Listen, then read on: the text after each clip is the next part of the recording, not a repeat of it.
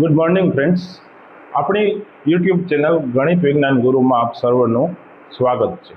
મારું નામ વેગડા કુલદીપ, હું શ્રી કાંસાબડ પ્રાથમિક શાળામાં ગણિત વિજ્ઞાન શિક્ષક તરીકે ફરજ બજાવું છું।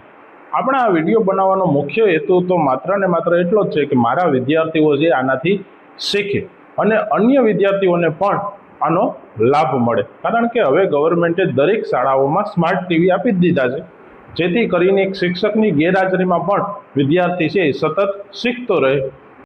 આજે આપણે છે એ ધોરણ 8 એકમ પહેલો પાક ઉત્પાદન અને વ્યવસ્થાપન, તેમાં ખેત પદ્ધતિઓ કે ખેડૂત છે એ ખેતી કરવા માટે કેવી કેવી પદ્ધતિઓનો ઉપયોગ કરે છે તે જોવાનું છે। આપણે આ વિડીયોમાં માત્ર ને માત્ર ખાલી ખેત પદ્ધતિઓની યાદી એક તૈયાર કરશું, પછી આગળ આપણે તેને ડિટેલમાં અભ્યાસ કરીશું।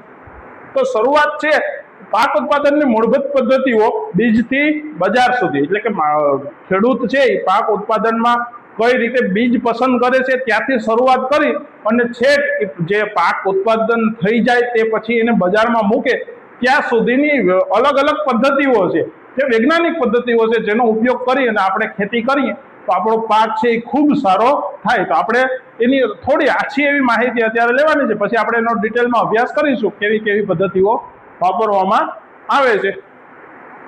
ડાંગર, જો અહીંયા એક પ્રશ્ન તમને પૂછવામાં આવ્યો છે કે ડાંગરને શિયાળામાં શા માટે ઉછેરવામાં આવતી નથી?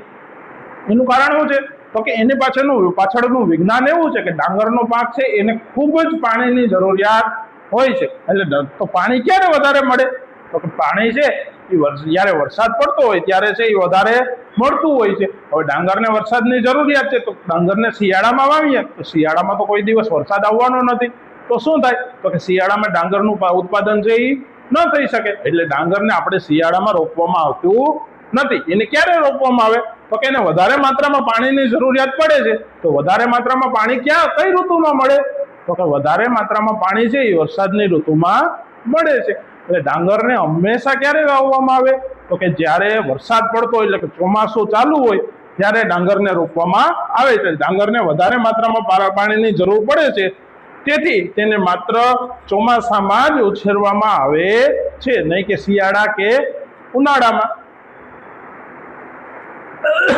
હવે ખેત પદ્ધતિ એટલે શું?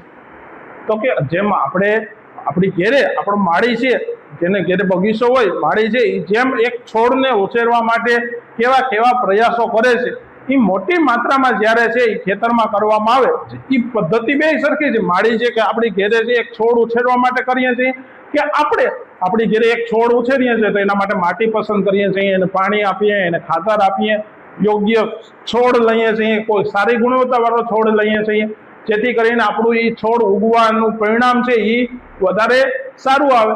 તો એવી જ રીતે ખેડૂત છે પણ આવી જુદી જુદી પદ્ધતિનો ઉપયોગ કરે છે, જેથી કરીને તે લોકો પોતાના ખેતરમાં સારું એવું ઉત્પાદન મેળવી શકે, એના માટેની અલગ અલગ પદ્ધતિઓનો તે ઉપયોગ કરે છે।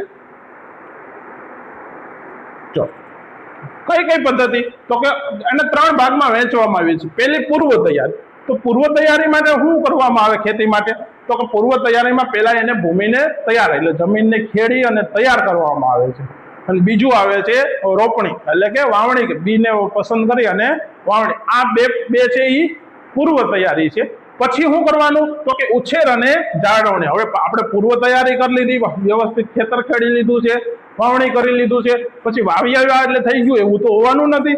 પછી શું કરવું પડે? તો કે જેમ પાક ઉત્પન્ન ઉગે પછી એનું આપણે વ્યવસ્થિત ઉછેર કરવો પડે। જાણે આપણું કેમ નાનું બાળકનો આપણે ઉછેર કરતા હોય એમ પાકને પણ ખેડૂત છે એ એટલો પ્રેમ કરતો હોય, કારણ કે એના જીવનનો મુખ્ય આધાર છે જે આપણો દેશ છે ખેતી પ્રધાન દેશ છે, માટે આપણા ખેડૂતો છે એ મુખ્ય, આપણા બધા ખેડૂતો છે એનું જીવન મુખ્ય કેના ઉપર છે? તો કે ખેતી ઉપર। એટલે એના ખેડૂત છે એનો પાક છે, એના બાળક છે એના જેટલો જ એને પ્રિય હોય છે, કારણ કે એનો જીવન નિર્વાહ છે એ પાક ઉપર જ હોય છે। એટલે હવે પાક ઉગ્યો, આપણે વાવી આવ્યા, પછી શું કરવાનું? તો કે એની આપણે ઉછેર અને જાળવણી કરવાની। જાળવણી કરવા માટે શું કરવું પડે? તો કે એને યોગ્ય સમયે, આપણે જેમ ખોરાકની જરૂરિયાત છે એમ પાક છે, કોઈ પણ પ્રકારનો પાક છે એને પણ ખોરાકની જરૂરિયાત હોવાની છે, તો એને યોગ્ય સમયે કૃત્રિમ કે કુદરતી ખાતર જોકે કૃત્રિમ ખાતરનો શક્ય હોય ત્યાં લગી આપણે ઉપયોગ ન કરવો જોઈએ, વધારે પડતો કુદરતી ખાતરનો જ ઉપયોગ કરવો જોઈએ. એટલે બેમાંથી કોઈ પણ એક પ્રકારનું ખાતર આપવું જોઈએ.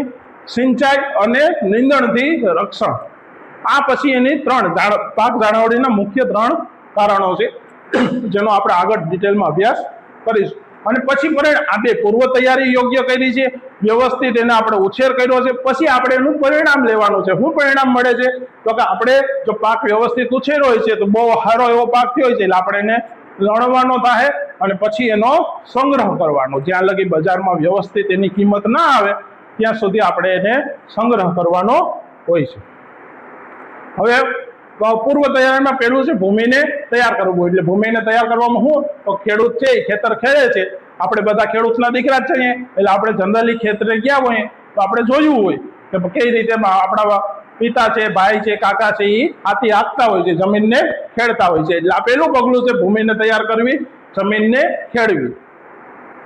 એના પછી બીજું પગલું છે રોપણી, એટલે કે બીજને વાવવા. આપણે સારી ગુણવત્તાવાળા બીજને પસંદ કરીએ છીએ અને યોગ્ય ઊંડાઈએ અને યોગ્ય અંતરે ઉચ્ચ ગુણવત્તાવાળા આ બીજ છે એને રોપવામાં આવે છે.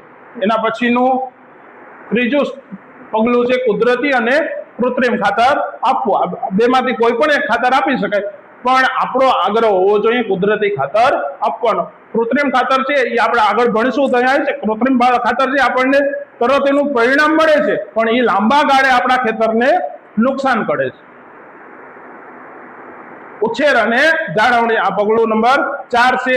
ઉછેર અને જાળવણીમાં સિંચાઈ, સમયાંતરે ખેતરમાં આપણે પાણી આપવું જોઈએ, કારણ કે જેમ આપણને તરસ લાગે છે એમ પાક છે એને પણ પાણીની જરૂરિયાત હોય છે. એટલે સિંચાઈની વિવિધ પદ્ધતિઓ છે જેમાં આપણે આગળ ભણશું એટલે આપણે એને જણાવશું.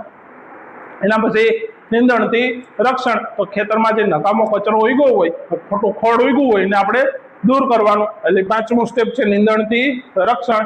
6થું સ્ટેપ છે લણણી, આપણો પાક તૈયાર થઈ જાય પછી હાથ વડે અથવા તો હવે મશીનો આવી ગયા છે, થ્રેશર વડે આપણે એને લણવાનું થાય છે.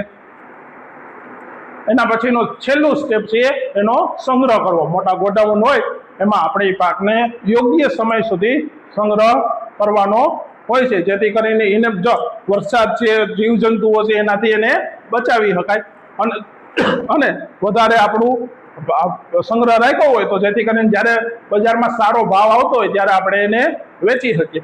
એટલે આ 7 સ્ટેપ છે જે પૂર્ણ થાય ત્યારે ખેતી એક સતત ચાલતું ચક્ર છે. એટલે આ 7 પ્રક્રિયાઓ પૂરી થાય તો અહીંયા આપણને પાક મળે, આ વ્યવસ્થિત પાકનું ઉત્પાદન થાય, ફરી આપણે પાછું બીજો પાક વાવવાનો થાય તો પાછું આવડી આ 7 પ્રક્રિયાઓનું પુનરાવર્તન કરવાનું થાય છે. એક ઋતુનો અંત, બીજી ઋતુની શરૂઆત, સફળ સંગ્રહ પછી જમીન ફરીથી આવતા પાક માટે તૈયાર થાય છે.